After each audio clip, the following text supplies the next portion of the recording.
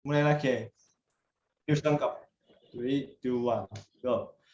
Selamat pagi Pak Wisnu dan mahasiswa. Hari ini kelompok saya akan mempresentasikan tentang karya ilmiah yang berjudul Menjaga Kesehatan di Masa Pandemi COVID-19. Sebelum mulai presentasi, perkenalkan kelompok saya ada 4 anggota, yaitu saya Christopher Ajar, 2 Octavio Leonardi, 3 Maesa Gasing, dan yang keempat Edwin Reynaldo. Selamat menyaksikan. Nah, gitu.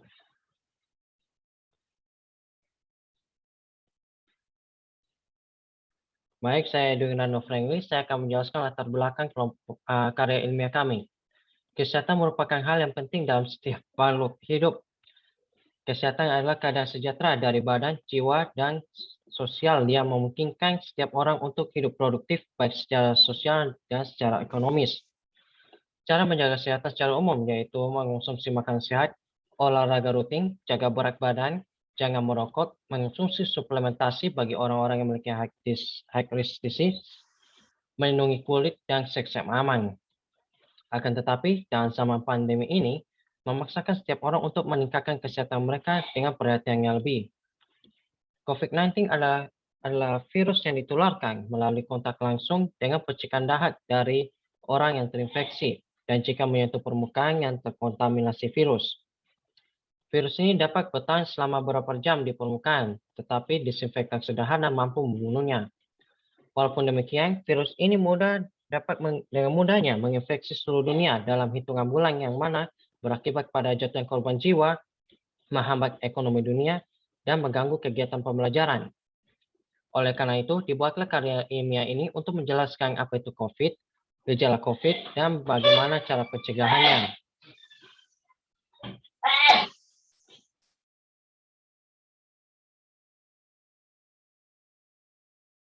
Rumusan masalah. Yang pertama, apa itu COVID-19? Yang kedua, apa saja gejala dari COVID-19? Dan yang ketiga, bagaimana cara pencegahan COVID-19? Tujuan. Berdasarkan rumusan masalah, dapat diketahui bahwa tujuan karya ilmiah ini untuk yang pertama, apa itu COVID-19? Yang kedua, apa saja gejala dari COVID-19? Dan yang ketiga, bagaimana cara pencegahan COVID-19? Jawaban pustaka. Yang pertama, dari Hadi, Gatom, Khairu, Nisa, Yosif, Muhammad. A review on COVID-19 origin, spread, system, treatment, and prevention.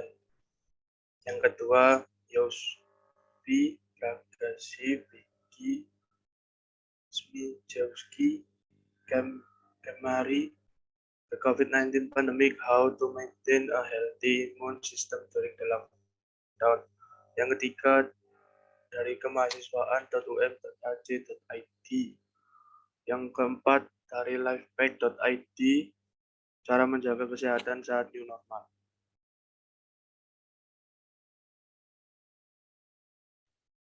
Apa itu COVID-19? COVID-19 adalah virus RNA yang selimuti berantai tunggal positif menyebabkan infeksi pernapasan yang umumnya ringan tetapi kadang-kadang bisa parah dan bahkan fatal. Pada tanggal 11 Maret 2020, WHO menyatakan bahwa wabah COVID-19 ini sebagai darurat kesehatan masyarakat yang menjadi perhatian internasional. Hal ini dikarenakan COVID-19 telah mempengaruhi atau menyebar lebih dari 210 negara dengan pusatnya dari Wuhan, Provinsi Hubei, Republik Rakyat Cina. Menurut laporan WHO, pada tanggal 6 Mei 2020, terdapat lebih dari 3 juta kasus dan lebih dari 200.000 kematian secara global. Dengan adanya wabah yang belum terjadi sebelumnya, situasi ini menjadi tantangan bagi generasi sekarang dalam menghadapi wabah yang belum ada vaksin dan terapi spesifik yang mencegah, menangkal, atau mengurangi beban COVID ini. Walaupun demikian, terdapat strategi dalam yang setidaknya mengurangi penyebaran penyakit ini dengan cara penggunaan masker, isolasi diri, karantina, dan bahkan penguncian seluruh wilayah dan masyarakat. Strategi ini bertujuan memisahkan orang-orang secara fisik agar dapat menghambat penyebaran dan penularan virus COVID-19.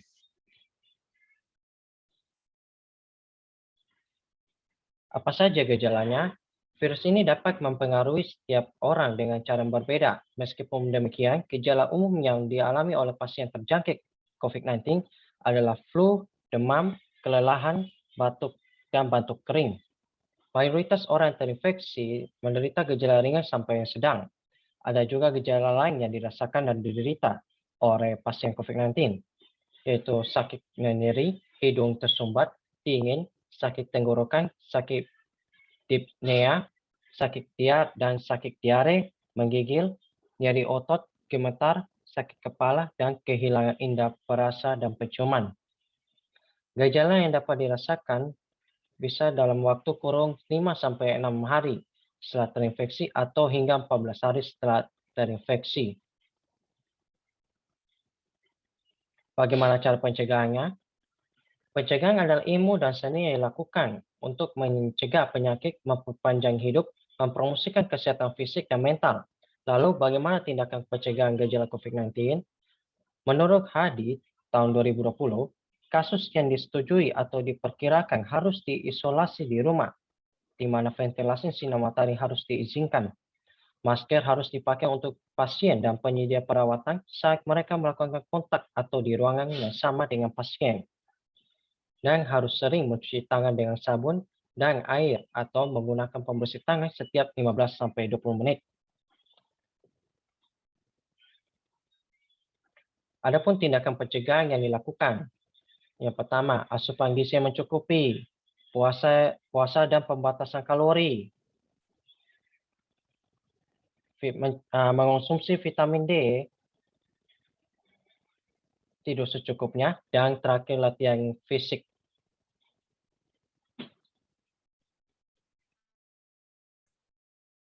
Solusinya adalah sama berbagian, kita harus masker, membawa hand sanitizer, gunakan ruangan yang terpisah dari anggota keluarga lain, dan jika tidak memungkinkan, selalu kenakan masker medis, menjauhi tempat banyak orang yang berkumpul baik di mal-mal ataupun di rumah orang, mematuhi peraturan PSBB dan mematuhi aturan lalu lintas.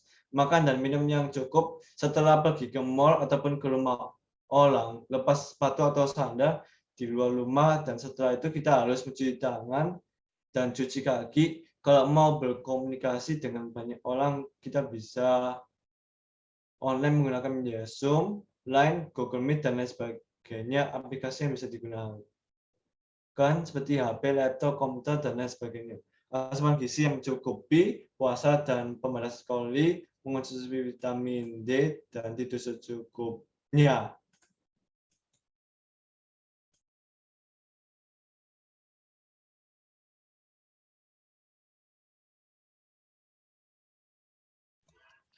C. Pemerintahan sebagai pengambil kebijakan di sini berfungsi sebagai pihak pendukung. Pendukung dalam artian dukungan dengan kebijakan-kebijakan yang ditetapkan oleh pemerintah harus yang bersesuaian dan mendukung terhadap peran penting dari pencegahan penularan COVID-19. Yang kedua, pemerintahan kesehatan nasional. Perhatian terhadap kesehatan masyarakat perlu ditingkatkan, mulai dari fasilitas dan jaminan kesehatan. Angka harapan hidup masyarakat dapat ditingkatkan dengan perhatian yang serius terhadap masalah kesehatan. Terobosan-terobosan baru perlu dikembangkan agar jaminan kesehatan masyarakat tercapai dan penularan COVID-19 berkurang. C. TNI atau Polri. Pengamanan dan pengawasan di lapangan perlu lebih ditingkatkan untuk mencegah masyarakat berkerumun untuk melanggar protokol kesehatan. Hal ini adalah satu contoh pencegahan penularan COVID-19. Dengan tidak berkerumun dan tetap mematuhi protokol kesehatan, angka penularan akan menurun.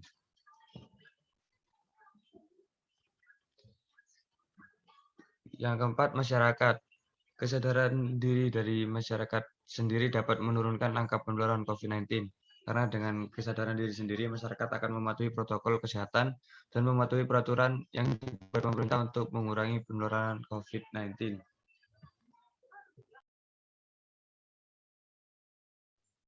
Langkah-langkah. Yang pertama, olahraga rutin meski di rumah.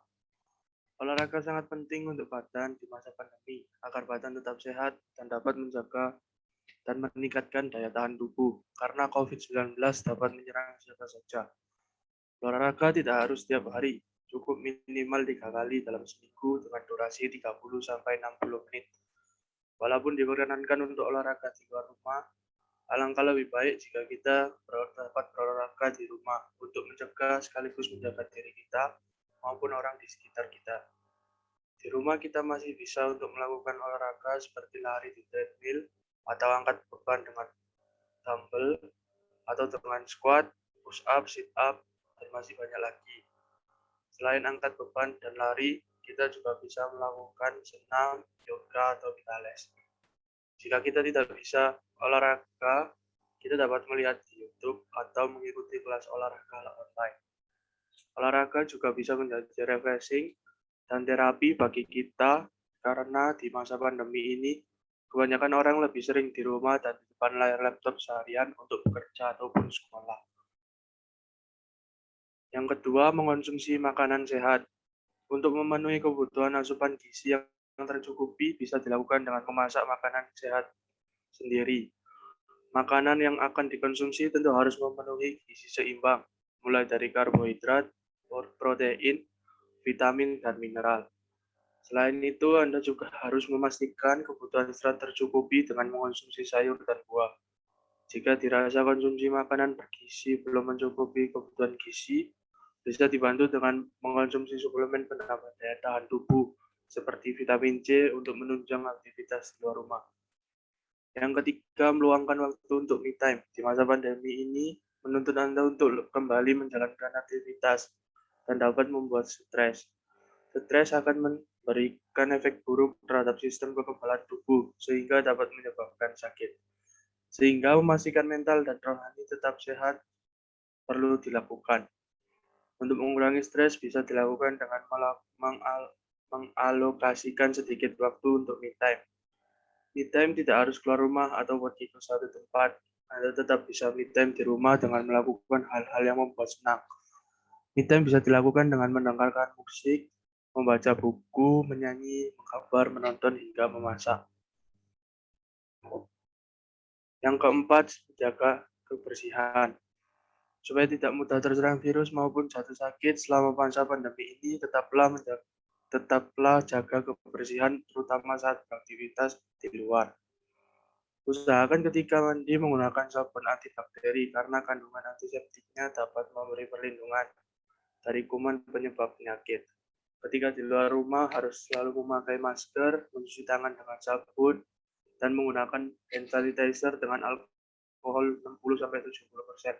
Menjaga jarak dan menghindari kerumunan. Tidak hanya tangan atau badan kita yang harus bersih, tetapi barang di sekitar kita pun juga harus bersih. Karena virus bisa saja masih hidup di benda di sekitar kita.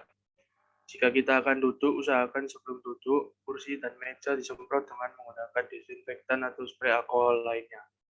Yang kelima, tetap patuhi protokol kesehatan. Meski Anda secara bertahap mulai diperbolehkan beraktivitas di luar rumah, kita harus tetap memperhatikan protokol kesehatan. Selain mengenakan masker dan sering membersihkan tangan, kita juga harus tetap menjaga jarak aman dengan sesama. Pandemi COVID-19 ini memang besar pengaruh terhadap keseharian kita.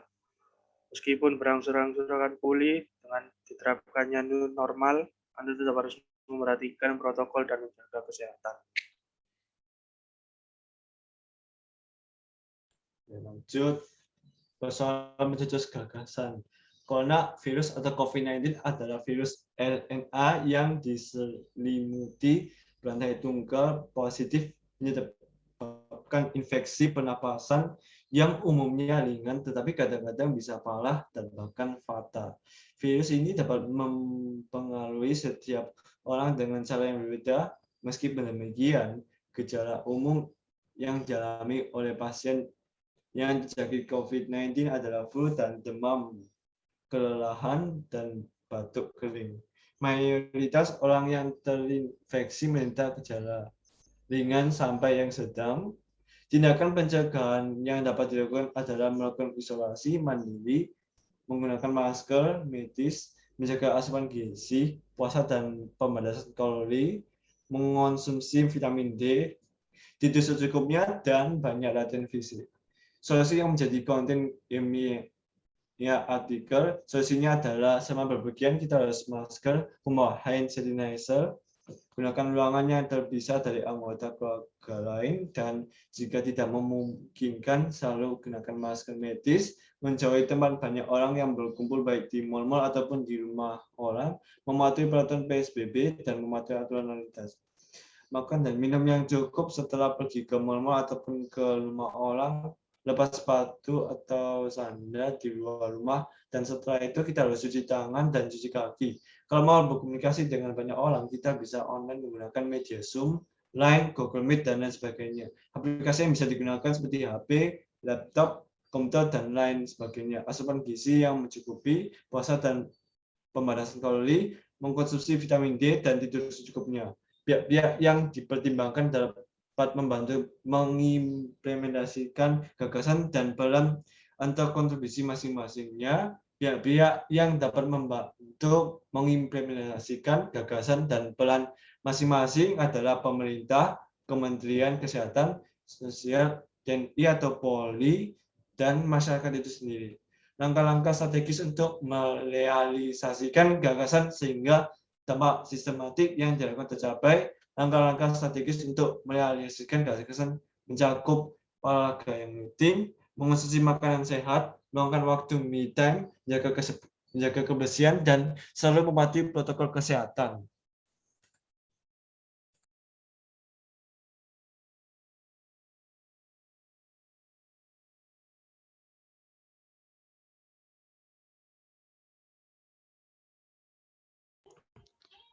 Daftar pusaka. Yang pertama, Hadi A. G. Kadom, M. Herunisa, N. Yosif, E. dan Muhammad, S.A. 2020 Review on COVID-19.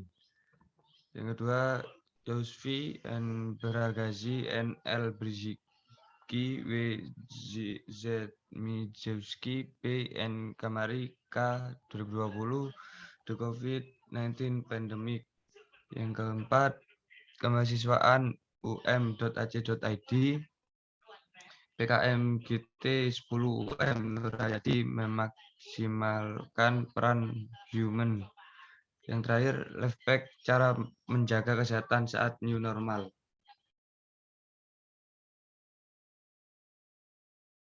Terima kasih sudah mendengarkan presentasi kelompok saya.